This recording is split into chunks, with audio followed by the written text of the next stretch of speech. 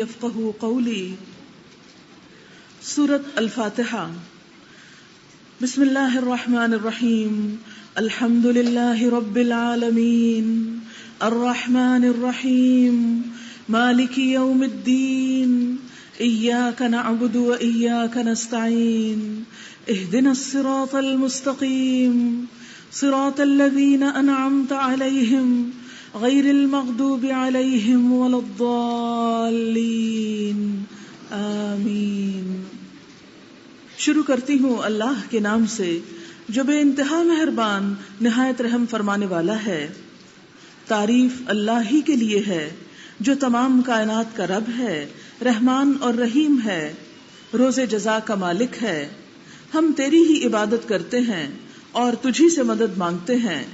ہمیں سیدھا راستہ دکھا، ان لوگوں کا راستہ جن پر تو نے انعام فرمایا، جو معتوب نہیں ہوئے اور جو بھٹکے ہوئے نہیں ہیں. سورۃ الفاتحہ قرآن پاک کی سب سے پہلی سورت. قرآن پاک کی ابتدا اسی سے ہو رہی ہے. الفاتحہ کھولنے والی. اللہ کی کتاب آپ کے سامنے کھل رہی ہے اور یہ سورت قرآن پاک کی تمام سورتوں سے زیادہ افضل سورت ہے.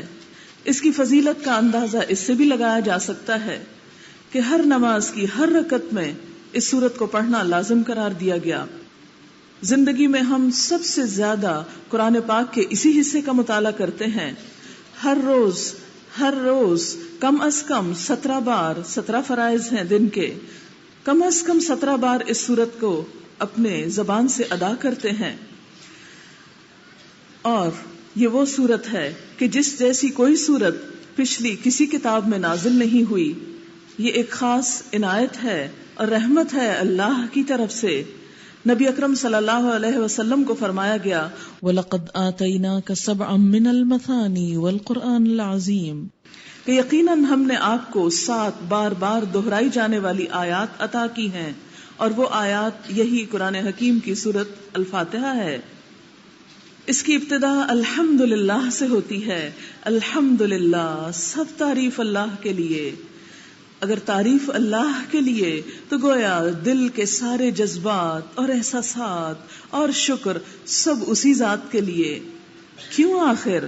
اس لیے کہ رب العالمین وہ تمام کائنات کا رب ہے، سب کو پالنے والا ہے. رب وہ جو ذرے سے کمال تک پہنچائے. انسان اپنی تخلیق کو دیکھے کہ انسان کیا چیز تھی، ابتدا کتنے حقیر کیڑے سے ہوئی اور کتنا زبردست انسان اللہ نے اس چھوٹی سی چیز سے بنا کر پیدا کیا. بڑے سے بڑے پہاڑ کو بھی دیکھیں تو اس کی سب سے چھوٹی اکائی ایک ذرہ یا ایٹم ہے. کتنی چھوٹی سی چیزوں کو ملا کر کتنی بڑی بڑی چیزیں تخلیق کر ڈالی. سمندر کو دیکھیں تو اس کی اکائی ایک قطرہ بنتی ہے، تو قطرہ قطرہ ملا کر سمندر بنا دیا. تو رب وہ جو ذرے سے کمال تک پہنچائے. اور نہ صرف یہ کہ ہماری نظر آنے والی چیزیں اس دنیا میں بلکہ تمام کائنات کے اندر رب العالمین. اس لیے تعریف اسی کی جب ہر چیز کو وجود اس نے بخشا، جب ہر چیز کو مینٹین وہ کر رہا ہے، ہر ایک کو رزق وہ دے رہا ہے، پھر آخر تعریف اس کی کیوں نہ کی جائے. خوش قسمت ہے وہ انسان جس کے دل میں اللہ کی تعریف اور اللہ کی حمد و ثنا اور اللہ کے شکر کے جذبات جاگ اٹھیں. الرحمن الرحیم اتنا بڑا ہونے کے باوجود حد درجہ مہربان ہے کہ ہم اس کا شکر ادا نہیں بھی کرتے، اس کی طرف رجوع نہیں بھی کرتے، پھر بھی وہ ہم پر نہایت رحمت فرماتا ہے. فرمایا کہ اللہ تعالیٰ 70 ماؤں سے بڑھ کر پیار کرنے والا ہے، رحیم اور شفیق ہے. لہذا تعریف پھر اسی کی ہونی چاہیے. مالک یوم الدین، نہ صرف یہ کہ ہمیں اس نے پیدا کر کے چھوڑ دیا، بلکہ ایک ایسا دن بھی پیدا کیا کہ جس میں ہم سب دوبارہ جی اٹھیں گے، اور اس دن ہر انسان کو اس کے کیے کا بدلہ ملے گا. کیونکہ دنیا میں تو یہ ممکن ہی نہیں کہ ہر انسان جو کچھ کرے اس کیے کا پھل پا سکے.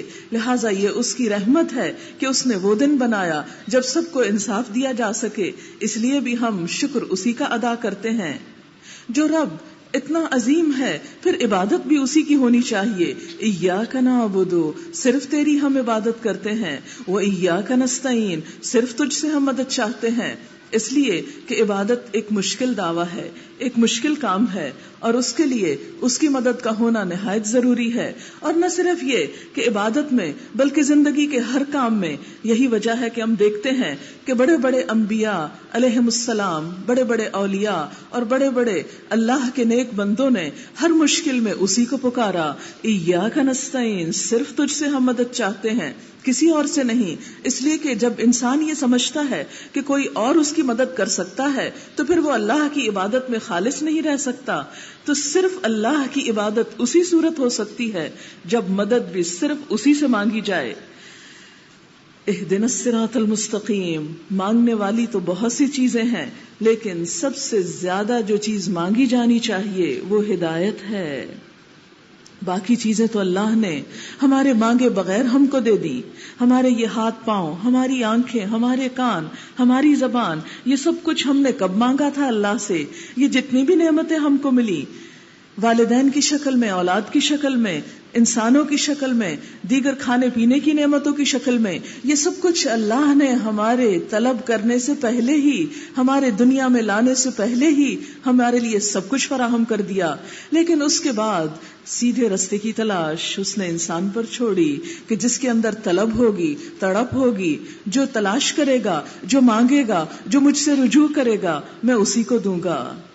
اسی لیے اس نے ہمیں بہت ساری مانگنے والی چیزوں میں سے جو مانگی جا سکتی ہیں ہدایت مانگنے کا سلیقہ سکھایا. اہدنا الصراط المستقیم، کہ ہمیں سیدھے رستے کی رہنمائی عطا کیجیے. پھر ہر انسان چونکہ یہ سمجھتا ہے کہ وہ سیدھے رستے پر ہے، اس لیے اللہ تعالیٰ نے اس کی پہچان بھی کرا دی کہ نہیں، راستہ صرف وہ سیدھا نہیں جسے تم سیدھا سمجھتے ہو، راستہ وہ سیدھا ہے جو مجھ سے تمہیں ملائے، راستہ وہ سیدھا ہے جس پر میرے انعام یافتہ بندے چلے. اس لیے ہم کہتے ہیں صراط الذین انعمت علیہم، ان لوگوں کا راستہ جن پر تو راضی ہو گیا، جن سے تو خوش ہو گیا، جو تیرے مقرب بندے ہیں، جو تیرے قریب آ گئے. ہمیں بھی تو انہی میں شامل کر لے.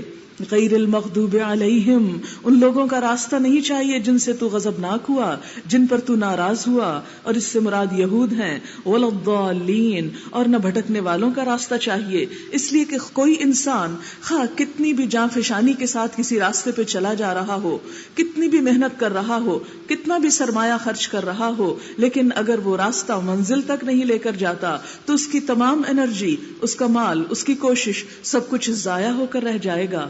اس لیے یہ دعا مانگنا صرف اتنا مانگنا کافی نہیں کہ اہدنا الصراط المستقیم، بلکہ اس کے ساتھ ساتھ یہ بھی ضروری ہے کہ اس راستے کے نشان بھی ہم پر واضح ہوں. اور راستہ دیکھنے کے لیے پھر انسانوں کا ذکر کیا گیا کہ راستہ تو اللہ دکھاتا ہے، اور اللہ نے اس کے لیے اپنے بندوں کو مبعوث کیا، انبیاء علیہم السلام کو. پھر انبیاء کے وارث علماء ہوئے. تو راستے پر چلنے کے لیے ان کے ساتھ تعلق قائم کرو اور ان لوگوں کی تلاش میں رہو جن پر اللہ نے انعام فرمایا، اور ان میں سب سے بڑھ کر انبیاء علیہم السلام ہیں. پھر اس کے بعد صحابہ کرام رضوان اللہ علیہم اجمعین ہیں جن کے بارے میں قرآن پاک میں 2 بار فرمایا گیا رضی اللہ عنہم، اللہ ان سے راضی ہو گیا، ورضوا عنہ، اور وہ اللہ سے راضی ہو گئے. لہٰذا ہمیں بھی وہ کام کرنے ہیں جو نبی اکرم صلی اللہ علیہ وسلم نے کیے، اور پھر ہمیں اپنے راستے کی پہچان صحابہ کرام کے طریقے زندگی سے بھی کرنی ہے. لہٰذا اگر ہم چاہتے ہیں کہ ہم سیدھے راستے پر ہوں تو اس کے لیے نمبر 1 اس کتاب کو پڑھنا ہوگا، نمبر 2 نبی اکرم صلی اللہ علیہ وسلم کی سیرت اور سنت کو دیکھنا ہوگا، اور نمبر 3 ان کے بعد ان لوگوں کی سیرت کو کہ جو نبی صلی اللہ علیہ وسلم کی سیرت کو دیکھتے رہے، ان کے نقش قدم پر چلے، ان کے ساتھ رہے، ان پر اپنا جان اور مال قربان کیا. اسی صورت میں انسان سیدھے رستے پر قائم رہ سکتا ہے. اللہ تعالیٰ نے سیدھے رستے کی پہچان نہ عقل قرار دی، اور نہ ہی ذہانت، اور نہ ہی انسان کی اپنی سمجھ بوجھ، اور نہ دنیا کے کسی فلسفی اور شاعر اور کسی اور ماہر کو ہدایت کا معیار قرار دیا. فرمایا نہیں، صراط الذین انعمت علیہم غیر المغضوب علیہم ولا الضالین. آمین. جب انسان ولا الضالین تک پہنچتا ہے تو آسمان پر فرشتے آمین کہتے ہیں. تو انسانوں میں سے جو شخص آمین کہتا ہے اس دعا کے بعد، اور ان کی آمین فرشتوں کی آمین کے برابر ہو جاتی ہے، اس سے موافقت کرتی ہے، تو وہ دعا قبول ہو جاتی ہے. لہٰذا کبھی بھی آمین کہنے میں غفلت نہیں برتنی چاہیے.